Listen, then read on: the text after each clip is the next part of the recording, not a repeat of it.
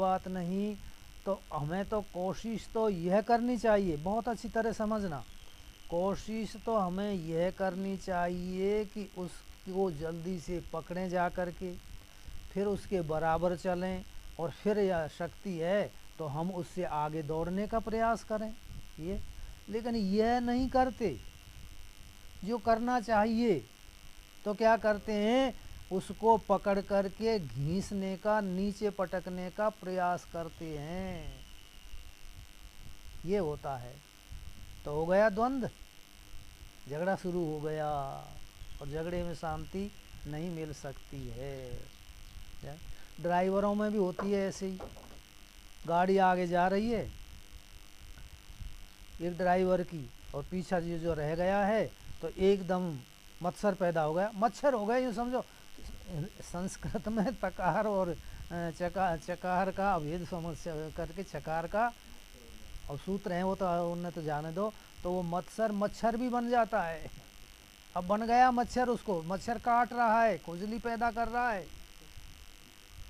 ये मत्सर भी हृदय में खुजली पैदा करता है। ड्राइवर की गाड़ी आगे चल गई, अब उस पीछे आगे वाले की गाड़ी नई थी, अभी अभी निकाली थी, और पीछे वाले की गाड़ी पुरानी थी। अब मैं तो नहीं जानता गाड़ी चलाना, तो पर अनुमान जरूर लगता है कि नई गाड़ी की रेस पर यदि पुरानी गाड़ी को दौड़ाओगे तो क्या होगा, या तो दुर्घटना होगी, रास्ते में ही ड्राइवर जी सवारी इन गाड़ी गोविंदाय नमो नमः ये हो जाएगी, अथवा नहीं होगी तो किसी से टकराएगी दूसरे से। अंधाधुंध चल रही है गाड़ी, तो क्योंकि खुजली है ना, बेहोश। अच्छा, खुजली जब अच्छी मीठी मीठी चल रही है ना खुजली, तो देखो सबको भूल जाते हैं, वहीं ध्यान रहता है। तो मत्सर हृदय में पैदा कर दी खुजली, नहीं, और गाड़ी को चला रहे हैं, क्यों, उससे आगे ले जाने के लिए। वो क्यों चला गया, पटाखने के लिए। तो मेरे भैया, ड्राइवर, गाड़ी, सवारी, सबका गोविंदाय नमो नमः हो जाएगा। होगा कि नहीं होगा। इसलिए ये बहुत बारीक बात है। इसलिए मत्सर करने की आवश्यकता नहीं, आवश्यकता है अपनी गाड़ी के अनुरूप उसमें रेस देकर चलाने की।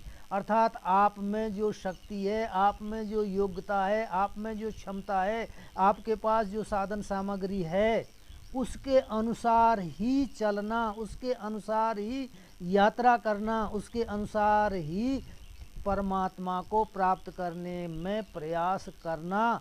ज़्यादा करेंगे तो पहुँच नहीं पार पड़ेगी, गाड़ी लौट जाएगी, दुर्घटना हो जाएगी। क्षमता से अधिक सबको समझ लेना, मानी ये समझो अधिकार से अतिरिक्त आप जहाँ के अधिकारी हैं, उसी जगह के अधिकार के साधनों को अपना करके और फिर अच्छे ट्रेंड हो जाओ, खूब गाड़ी को चलाओ, आप भी खूब दौड़ाओ। तो विमत्सर का तात्पर्य है, ये मत्सर हृदय में खुजली पैदा करने वाला है, ये अर्थ है, जलन होती है। और कंडुएन यत कंडु तत्सुखम किम सुखम भवेत पश्चात यत्र महापीड़ा तथा वैसैकम सुखम। खुजली चले है ना, खुजली खाज हुए होती हैं, बहुत ज़्यादा चल रही हैं, बड़ा आनंद आता है खुजाने में। तो ये मत्सर भी जब आगे निकलने के लिए हम प्रयास कर रहे हैं, बहुत तेज़ी से भर जाते हैं, आगे निकल जाते हैं, बड़ा सुखी होते हैं, लेकिन पता नहीं गाड़ी अब क्या दशा हो गई गाड़ी की। तो कंडु ये ने यत कंडु तत्किम सुखम सुखम भवे, खाज की खुजली से होने वाला जो सुख है, क्या वो वास्तविक सुख है? नहीं है। उस समय तो सुख लग रहा है, आनंद आ रहा है, लेकिन पश्चात यत्र महापीड़ा, पीड़ा नहीं महापीड़ा, खुजली बंद होते ही मवाद आ जाती है, पीऊ निकलता है, बड़ी भारी जलन होती है जा करके, महापीड़ा। तो जैसे खाज की खुजली की जो दशा है, जो स्थिति है, तथा वैसैकम सुखम, विषयों से प्राप्त होने वाले सुख का भी यही हाल है। भोगते समय सुख नहीं, सुख सा प्रतीत होता है और पश्चात महापीड़ा, बाद में तो दुख ही दुख जा कर के होते हैं। तो ऐसे ये विषय से यहाँ लेना, मत्सर जिसके प्रति हो रहा है वो विषय है, तो उसमें इस प्रकार से सुखानुभूति न करके भावी परिणाम पर दृष्टि रख करके अपनी गाड़ी को चलाओ, ये अर्थ। अच्छा, अब यहाँ बहुत ही सुंदर बात मिल रही है 19वें, अभी इसी अध्याय के 19वें श्लोक से ये साधन क्रम चला था। क्या? सबसे पहला था फलासंगम त्यक्त्वा, फल की आसक्ति को त्याग करके। फिर दूसरा बताया था नित्य तृप्तः, तो आपसे कहा कि हेतु हेतु मद भावेन में फल की मैं आवृत्ति इसलिए कर रहा हूँ पीछे को संज्ञावलोकन न्याय से, इसलिए कि ये बहुत मुख्य विषय है हमारे लिए जो प्रयासरत हैं। तो नित्य तृप्त होगा ही मनुष्य जब कि कर्म के फल में आसक्ति नहीं होगी, और नित्य तृप्त होगा वही निराश्रय हो, निराश्रय हो जाओगे तब ही निराशी बनोगे, आशा रहित होगा जब ही। और जहाँ हमारा कहीं भी आश्रय है, तृप्त नहीं है, फल में आसक्ति है, तो आशा भी नहीं छूट सकती है, आशा बनी रहेगी। और फिर इतने ये साधन हो जाएंगे जब यत चित्तात्मा, यत मानी संयत, बस में है चित्त, और आत्मा मानी संगात,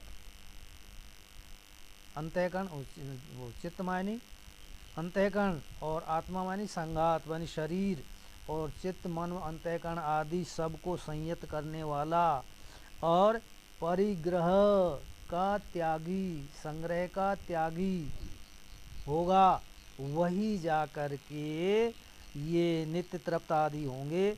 और फिर इसके बाद में इतने साधन होंगे तब शरीर निर्वाह मात्र साधनों में, वस्तुओं में संतुष्टि होगी।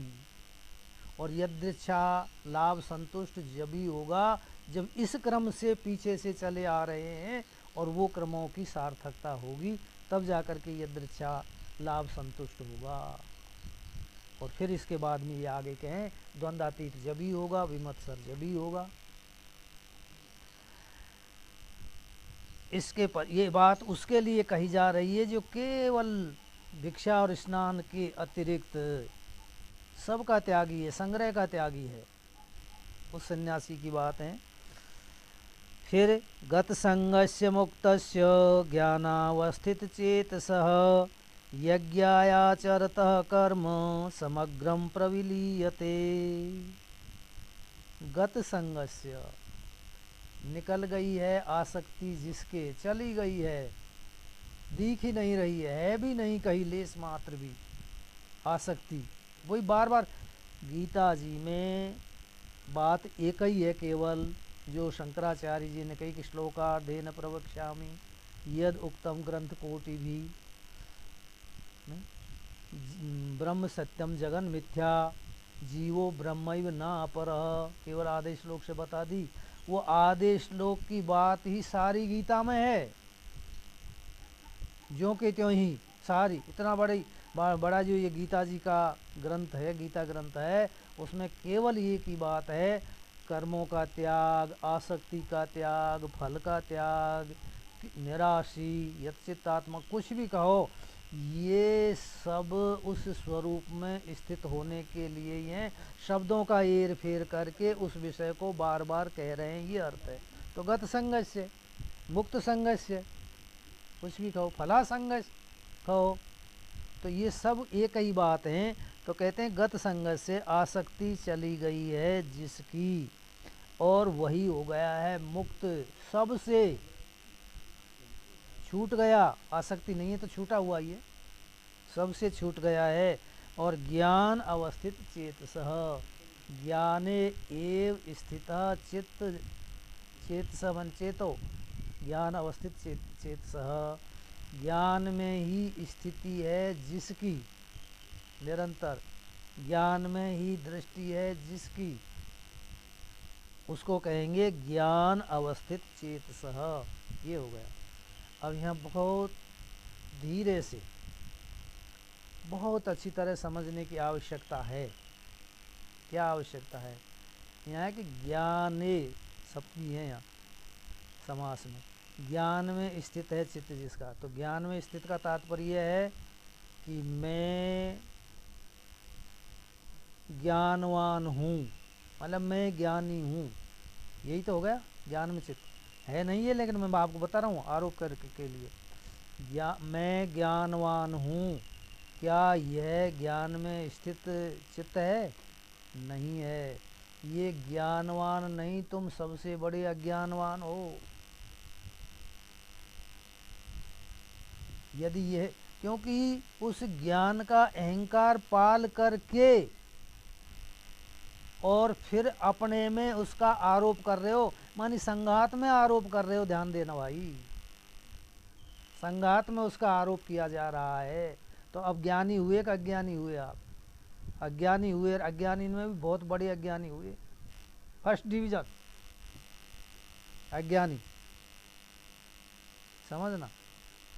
तो बात क्या है? अरे तुम ज्ञानवान नहीं हो, तुम ज्ञान ही हो, ये है अर्थ। तुम ज्ञान स्वरूप ही हो। भाई धनवान किसको कहेंगे? जिसके पास में धन हो। तो धन अलग है, तुम अलग हो, जभी तो कहोगे। तो ज्ञानवान तुम जभी कहोगे कि तुम कोई अलग हो और ज्ञान कोई अलग है। ऐसा नहीं है, तुम ज्ञान स्वरूप ही हो। अर्थात जिस शक्ति से, केवल ज्ञान नहीं मैं आत्मज्ञान है, ब्रह्म ज्ञान है, ये नहीं, इतना ही मात्र नहीं। जिस बहुत व्यवहार में रहते हुए अब तुरंत ही जाकर के ज्ञान अवस्थित चेत अब स्थिति हो रही है कि सब कार्य को करते हुए, देखते हुए, सुनते हुए, खाते हुए, पीते हुए ज्ञान में स्थिति, मानी जिस शक्ति से इनको जाना जा रहा है, खाने को, पीने को, चलने को, सबके लिए। अब इंद्रियों का और इनका सबका आ जाएगा। हवन होगा आगे जा कर के। ज्ञानी हवन कर, नित्य हवन करता है। यत्र यत्र दृष्टि तत्र तत्र ब्रह्म। कैसे? ऐसे। यत्र यत्र मनोयाति तत्र तत्र ब्रह्म। कैसे? ऐसे। जिस शक्ति से सबका तुमको भान हो, जिसका भान हो रहा है, सबका भान हो रहा है, वह तुम हो। बहुत सीधा ज्ञान, वह तुम हो। यही ज्ञान में स्थिति है, यही ज्ञान अवस्थित चेतसा है। इस प्रकार से रहना ही। क्यों? अस्थि भाति प्रिय, ये मेरा स्वरूप है। नाम रूप माया का स्वरूप है। तो नाम रूप में बरतते हुए, अस्थि को ले लो, भाति को ले लो, बात एक ही है। अस्थि मानी है, नहीं, वह देख रहा है, मैं देख रहा हूँ, ये है ही हूँ बना है मैं रहूँ में कोई अंतर नहीं है ना, वही हूँ बन गया जा करके। तो अब क्या हुआ? है, सब जगह है। कहीं भी तुम लगाओगे है का अभाव तुमको नहीं मिलेगा। कहीं ढूंढ करके बता दो, यहाँ तो है का अभाव है, यहाँ भाषने का अभाव है, यहाँ आनंद का अभाव है जा करके। तो अब आप कहेंगे कि आनंद का तो हमें अभाव लगता है सब जगह। वो अभाव नहीं है, आपकी वृत्ति की एकाग्रता का अभाव है वहाँ भी हो, आप वहाँ भी जहाँ आपको आनंद के अभाव, आनंद का अभाव महसूस हो रहा है ना, वहाँ भी आप हो, उसमें भी आप हो। अब ब्रह्मार्पणम ब्रह्म हविरी अगला ही श्लोक आ रहा है, तब होगा ये यज्ञ इस प्रकार से। पहले उस यज्ञ की भूमिका को अच्छी तरह समझ लो, होगा ना। तो ये ज्ञान में स्थिति चेतसा हो गया। अब कहते हैं तो फिर कर्मों को कैसे करें? इस प्रकार की दृष्टि रख करके होगा तो सही। कर्म मानी केवल ये मत मानना कि यज्ञ हवन किया जाता है वही कर्म हो, नहीं। कर्म का अर्थ समझ लो अच्छी तरह से, हमेशा के लिए समझ लो, ध्यान दे करके समझ लो। शरीर की चेष्टा मात्र का नाम ही कर्म है। जो भी चेष्टा कर रहे हो, कुछ भी चेष्टा का नाम कर्म है, इस बात को मत भूलना। अच्छा, अब कहते हैं कि फिर कैसे करें उस कर्म को, बोलो यज्ञाय आचरतः समग्रम कर्म प्रविलीयते। यज्ञ के लिए आचरण करने से सारे कर्म लय हो जाते हैं, उस यज्ञ में समाप्त हो जाते हैं, मिल जाते हैं, घुल जाते हैं। कैसे? यज्ञ किसको कहते हैं? यज्ञ नाम विष्णु का है, यज्ञ नाम विष्णु का है। तो बोलो यज्ञाय आचरते ये कह दो, या विष्णवे आचरतः, हो गया। भगवान के लिए, विष्णु के लिए आचरण करना, क्योंकि वेवेष्टि विश्वम इति विष्णु, जिसने इस संसार को लपेट रखा है, अपने में लीन कर रखा है, वह विष्णु है। नहीं तो अब उस विष्णु में कर्मों को फेंक दिया तो प्रविलीयते, और छोटेन में फेंक दिया। बता दूं, छोटेन में बहुत अच्छी तरह से जाना माना दृष्टांत कह लो या अनुभव कहो। सीधे सीधे शब्दों में, एक लड़की साधिका थी, विवाह नहीं किया। अच्छी तरह समझना, यज्ञ हम उसको भी हम निष्काम कर्म समझते हैं, फलाशक्ति से रहित समझते हैं। ऐसा कर्म जो मैं कहने को जा रहा हूँ उसको भी हम भगवान को समर्पित मानते हैं। समझना आप ध्यान दे करके। तो लड़की ने शादी नहीं की, दो भाई थे, जाके दोनों की शादी होगी। माता पिता वृद्ध थे।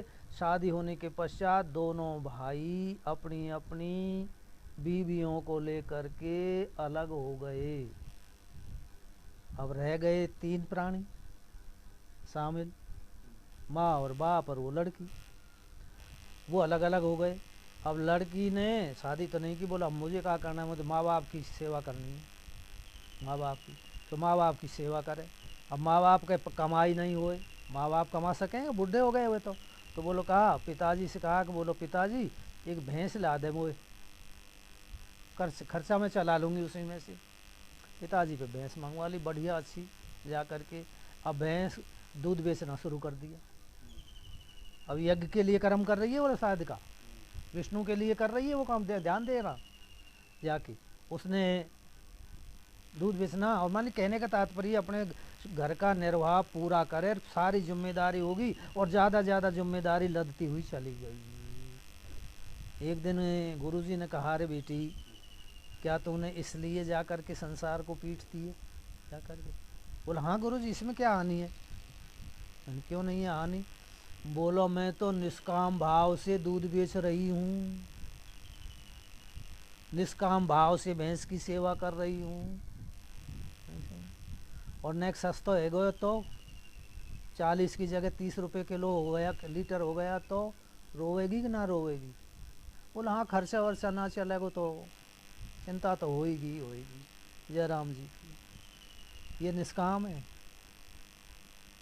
तो पुत्र के लिए किया हुआ कर्म, पिता के लिए हुआ कर्म, मैं निषेध नहीं कर रहा हूँ, सेवा आदि का निषेध है, लेकिन इनके लिए किया हुआ, पत्नी के लिए किया हुआ, संबंधियों के लिए किया हुआ, भाइयों के लिए किया हुआ कर्म यज्ञाय कर्म नहीं होता है।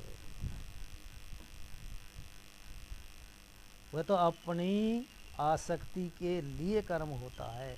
यज्ञाय कर्म तो है ना, यज्ञ वेवेष्टि इति विष्णु, सारे जगत के लिए जो काम किया जाता है वो यज्ञ होता है। व्यक्तिगत जो यज्ञ होगा वो तो सकाम ही होगा, कामना जरूर होगी जाकर, उसी को सब जगह लगा दो, क्योंकि ये शरीर संसार का अंग है। जीव कहो तो, शरीर कहो तो, आत्मा कहो तो, बात एक ही है, सब संसार का है। संसार जिसको हम कह रहे हैं परमात्मा का है या परमात्मा है, कुछ भी मानो जा कर के। तो व्यक्तिगत होता है वो यज्ञ नहीं होता है, और वो सारे कर्म लय भी नहीं होते हैं, वो तो अपनी सत्ता अलग रखते ही हैं। ये हो गया यज्ञाय कर्म। अच्छा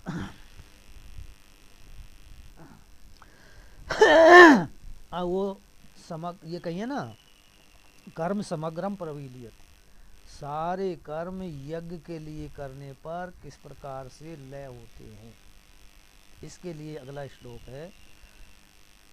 ओम ब्रह्मार्पणम ब्रह्म हविर ब्रह्माग्नौ ब्रह्मणाहुतम ब्रह्मैव तेन गंतव्यम ब्रह्म कर्म समाधिना। अर्थ करने से पूर्व यह श्लोक भोजन करने से पूर्व तो अवश्य ही बोलना चाहिए। और तीसरे अध्याय में जो पीछे को आए अन्नाद भवंति भूतानि पर्जन्यादन्न संभव, वे भोजन करने के पश्चात, 2 श्लोक हैं, भोजन करने के पश्चात वे भी अवश्य बोलने चाहिए। और इस प्रकार से अर्थ पर दृष्टि रख करके यदि आप बोलोगे तो बिल्कुल आपके समग्र कर्म प्रविलीयते। ये दृष्टि जो अब आ रही है इस मंत्र में, उस दृष्टि को तो आचमन लेकर के भोजन करने से पूर्व बोलो, आपका भोजन करना भी यज्ञ हो जाएगा। और ज्ञानी के इसी तरह से सारे कर्म, बहुत यज्ञ आएंगे आगे जाकर के, इंद्रियों के विषय में, विषयों का इंद्रियों में लय करना, योग है, स्वाध्याय है, जप है, सबके आ रहे हैं। उनको इस दृष्टि से यदि हम करेंगे नहीं तो वो कर्म होते हुए भी समग्रम प्रविलीयते, बिल्कुल लय हो जाएंगे जाकर। लय क्यों होंगे? देखो ध्यान दो,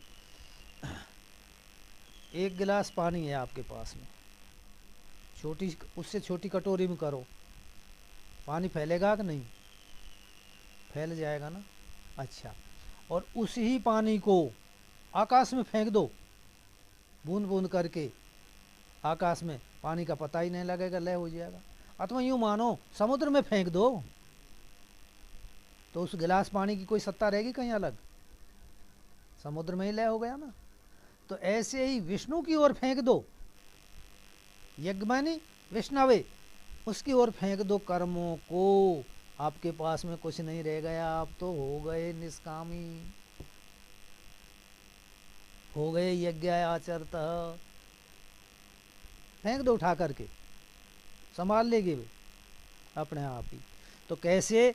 ब्रह्मार्पणम ब्रह्म हवि, अर्पणम ब्रह्म, यज्ञ में, यज्ञ की वो बना रहे हैं भूमिका या साधन जैसे किया जाता है, श्रुआ से आहुति दी जाती है ना, तो अर्पण मानी श्रुआ, श्रुआ भी ब्रह्म है। और हवि जो दी जा रही है आहुति उसकी साकल्य की, वो भी ब्रह्म है। और ब्रह्मणा अग्नौ होतम ब्रह्म, ब्रह्मणा करने वाला भी ब्रह्म है। और जिस अग्नि में आहुति दी जा रही है वह भी ब्रह्म है, ब्रह्माग्नौ, उसमें आहुति दी जा रही है वो भी ब्रह्म है। और ब्रह्म एव तेना गंतव्यम, किसके द्वारा? ब्रह्म कर्म समाधिना, तेना ब्रह्म कर्म समाधिना, ब्रह्म ही कर्म है जिसका, और उसमें स्थिति है जिसकी, समाधि मानी स्थिति है जिसकी, उसके द्वारा गंतव्य स्थान भी ब्रह्म ही है, प्राप्तव्य स्थान भी ब्रह्म है। ज्ञान गमन प्राप्ति, जानने योग भी ब्रह्म ही है, कुछ भी अर्थ कर लो, वो ब्रह्म ही है। अब हो गया, यही ब्रह्म ज्ञान है और यही ब्रह्म में स्थिति है, ज्ञान अवस्थिति चित्त भी यही है जा करके, इस प्रकार से होता है। हाँ ध्यान है। तो वो ब्रह्म कर्म हो गया है। अब आगे कह रहे हैं, अब यज्ञ प्रारंभ हो रहे हैं यहाँ से, ध्यान दो कि देवमेवापरे यज्ञम योगिनः पर्युपासते ब्रह्माग्नवपरे यज्ञम यज्ञेनेव उपजुह्वति।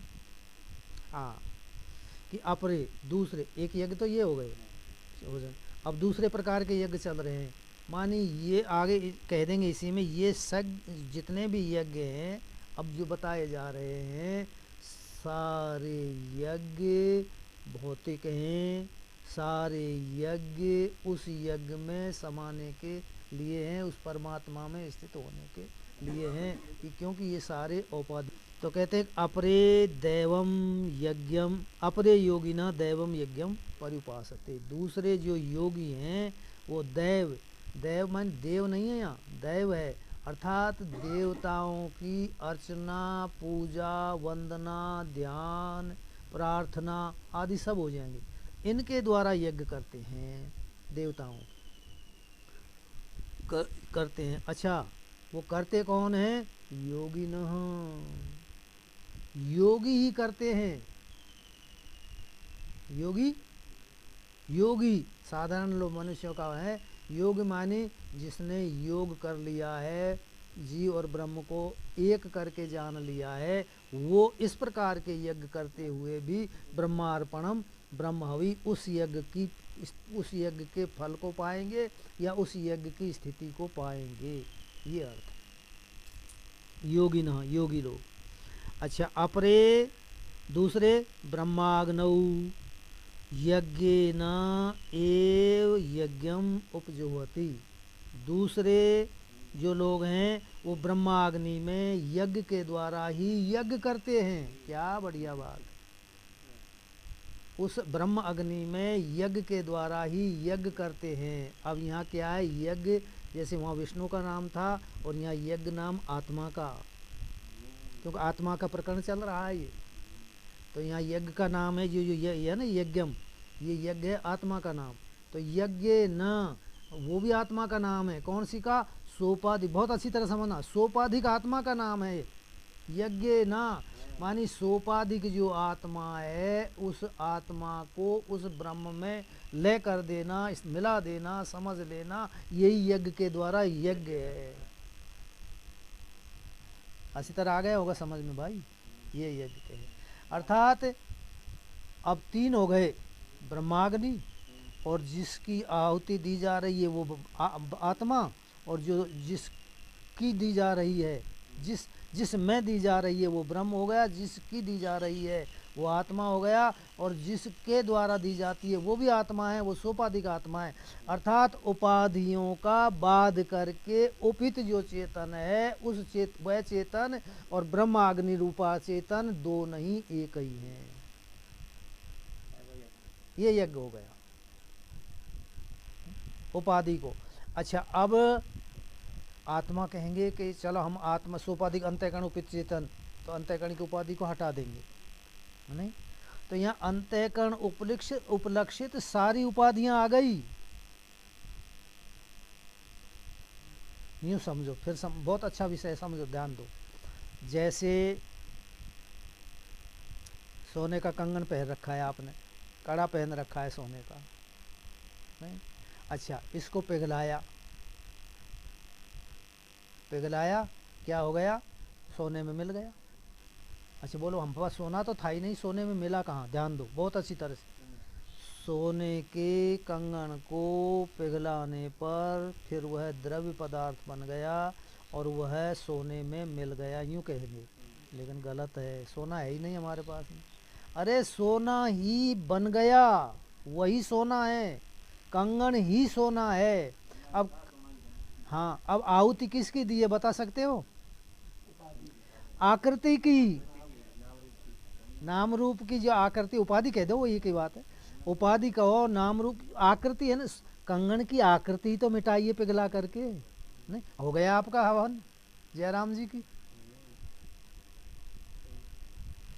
पहले भी सोना था वो तो महाराज, ये थोड़ी आकृति मिटाने पर ही सोना बना है, नहीं, पहले भी सोना था।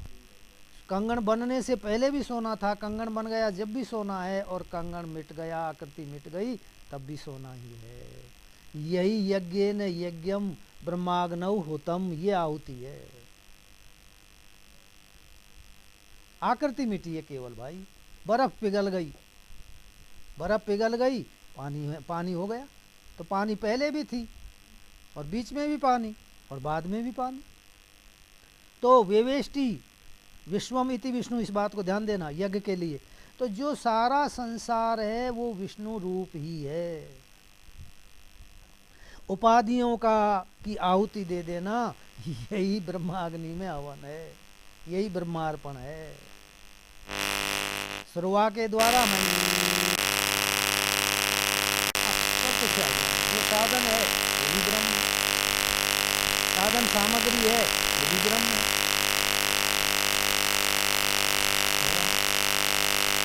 तो इस प्रकार से योगी जन हवन करते हैं। ब्रह्माग्नि अपने दूसरे ब्रह्म रूपी अग्नि में ब्रह्म की आहुति देते हैं। आत्मा परमात्मा एक है, ब्रह्म ही ब्रह्म हो गया समझे के कहने। यस्मिन् सर्वाणि भूतानि आत्मैवाभिजानतः तत्र को मोह कः शोक एकत्वम् अनुपश्यतः। ये हवन है वही। यस्मिन् सर्वाणि भूतानि आत्मैवाभिजानतः, आत्मस्वरूप जान लिया, अपना स्वरूप ही जान लिया। मानी कैसे जाना? अस्ति भांति प्रिय, यह जानना मेरे भाई उस व्यवहार में नहीं, सब जगह है वह मैं हूँ, भांति है वह मैं हूँ, प्रिय है वो मैं हूँ, ये जानना हो गया। ब्रह्म ज्ञान, आत्मज्ञान जितना सीधा है, जितना सरल है, जितना सुगम है, संसार में इतना सरल, इतना सुगम और कोई पदार्थ, कोई वस्तु, कोई घटना है ही नहीं। और ना यहाँ में पढ़ने की आवश्यकता, ना लिखने की आवश्यकता, ना संस्कृत की आवश्यकता, ना न्याय की आवश्यकता, ना वेदांत की आवश्यकता। केवल आवश्यकता यदि आपको हो गई तब, आवश्यकता हो गई तब। अब आवश्यकता नहीं हुई है तो खूब जा करके घसीटो, घिसो, खूब रगड़ाइया खाओ। आवश्यकता नहीं हुई तो बोल, अपनी भाषा में कह रहा हूँ अच्छी तरह से। फिर आवश्यकता हो गई तो फिर आपको इसके बराबर सुगमता, सरलता, श्रेष्ठता और कहीं मिलेगी नहीं किसी भी काम में। ठोस सिद्धांत, लेकिन केवल आवश्यकता की है।